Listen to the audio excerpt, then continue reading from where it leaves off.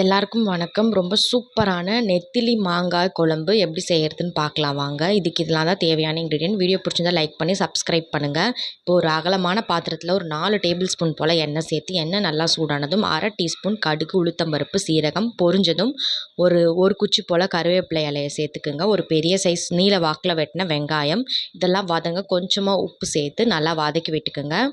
இப்போ வெங்காயம் ஓரளவு வதங்கிடுச்சு. இப்போ இதில் தட்டி வச்ச 5 பல் பூண்டு, 2 போல் பச்சை மிளகாய், ஒரு மீடியம் சைஸ் தக்காளி சேர்த்து நல்லா இந்த மாதிரி கலந்து விட்டுக்குங்க.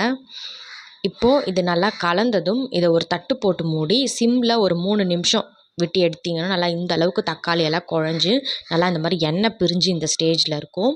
இப்போ இதில் 3 டேபிள் ஸ்பூன் போல் குழம்பு மிளகாய்த்தூள் சேர்த்துக்குங்க. சேர்த்து நல்லா கலந்து விட்டுக்குங்க. இப்போ இந்த மசாலாலாம் நல்லா கலந்தாச்சு. இப்போ இதில் ஒரு லெமன் சைஸ் புளியை ஒரு 2 டம்ளர் தண்ணியில் நல்லா இந்த அளவுக்கு கரைச்சி வச்சுருக்கேன். அந்த புளி கரைசல் சேர்த்துக்கோங்க. 1/2 டேபிள் ஸ்பூன் போல் உப்பு சேர்த்துருக்கேன். அதையும் சேர்த்துக்குங்க. சேர்த்து நல்லா கட்டிகள் இல்லாமல் நல்லா இந்த மாதிரி கலந்து விட்டுக்குங்க.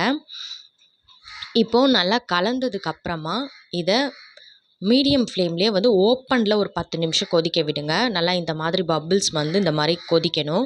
இந்த ஸ்டேஜில் 400 கிராம் போல் க்ளீன் பண்ணி 400 கிராம் நெத்திலி மீன் சேர்த்துருக்கேன் நான்.